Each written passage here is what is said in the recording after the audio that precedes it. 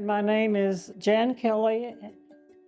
I was the second woman hired, and I worked out there for 20 years. I retired from out there because we worked so many hours starting out that maybe we would work 10 hours a day, and you learn to love the people you worked with and you were family. I didn't necessarily like the hard work because for a woman, I started out bagging 5-pound bags, and then I went to the 10-pound line, and then I went to the 25-pound line, the large pack line, and that's where I worked when I retired.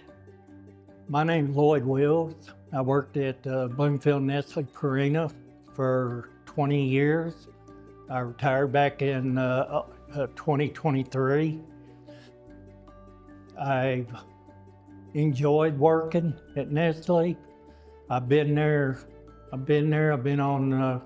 a few teams, and I've got to watch Nestle grow through the 20 years I was there. And I appreciate everything that management and my fellow workers done with me. I've got a lot of memories. My name is Charles Smith. I worked for Nestle Purina for 43 years, and my best memory is working with a lot of good people. I'm Bob Hensey, and came to work for Edward Lowe Industries back in August of 1977. I worked for the company for 40 and a half years. I started out in quality control when there was no quality control in any of the factories, and my first job was to go around to each factory and train them and set them up with the equipment to do their quality control inspections. And I guess what I remark about all those years is how the technology continued to grow to make kitty litter. And it just kept more and more and more.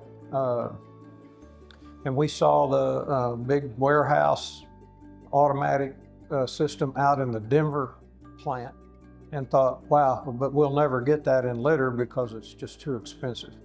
And now they have one that's even bigger than the one was out there. So just all the growth over the years is just amazing to me. And of course, I enjoy these get-togethers that we have here because otherwise I would never see these people again. And I think I work with some of the best people in the area at that kitty litter factory. Hi, I'm Betty. I'm Pat. Tom, Kenny, Jim, Bill. What I enjoyed most was the people. The people make that plant. There was always friendly, willing to help. I just put a couple kids through college working there and loved it. I loved it. I agree with Betty. I worked in human resources and not only got to know the salary people that I worked with, but also got very close with a lot of the hourly people, and I very much enjoyed working with them. And even though I enjoy my retirement very much, I do miss the people that I worked with and that I had conversations with. me too. How could you not like these guys? Yeah. That and all the fun we had, and practical jokes we pulled on each other, and it just it was work, but it was fun too. Like I said, just like everybody else, 35 years I worked there, or I worked 40, 35 years enjoyable. Worked with good friends, enjoyed going to work every day. I hardly ever missed a day because the people I work with. That's the main thing right there, the people I work with. Yeah, you end up being family. Yeah. Even though, well, because you're spending so much time together. Again, miss the camaraderie and the people. Amen to all that.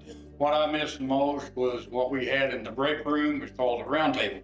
Mm-hmm. And from there we discussed God and politics and BS, and we loved it. Hi, my name's Rusty Reister. I was in clumping maintenance on night shift, retired back in December of 23.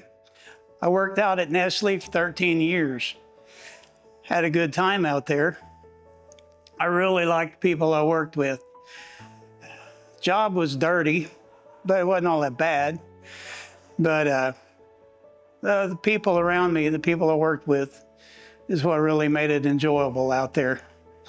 I miss everybody out there, actually. Terry Griffin, everybody calls me Griff. I started down there in 1975, July the 5th, moving dirt to the overburden the plant was built on. And then I went to work for Mr. Lowe in July the 5th, 1977. I was there 44 years before I retired. The way we always looked at it, if the good outweighed the bad, we still had a good day, even though we had some bad days. But we had put in some long, gruesome hours, but we still had a lot of fun doing it. I mean, we enjoyed it. I mean, for the most part. Well, you get so tired you don't enjoy nothing. But back in the day, me and Charlie, we went a spell there. We never got under 100 hours a week for so many weeks. Ask people to work them kind of hours anymore and see what they'll give you. No, but yeah, it's been lots of time there. My family practically raised there. My kids was little. My wife would bring us supper down we worked second shift then. At that point, we didn't have it first and second shift, didn't have 3 shifts. She'd bring supper down. They would get out and run around the plant like it was their playhouse. Like a different world, but yeah, that was the way it was then.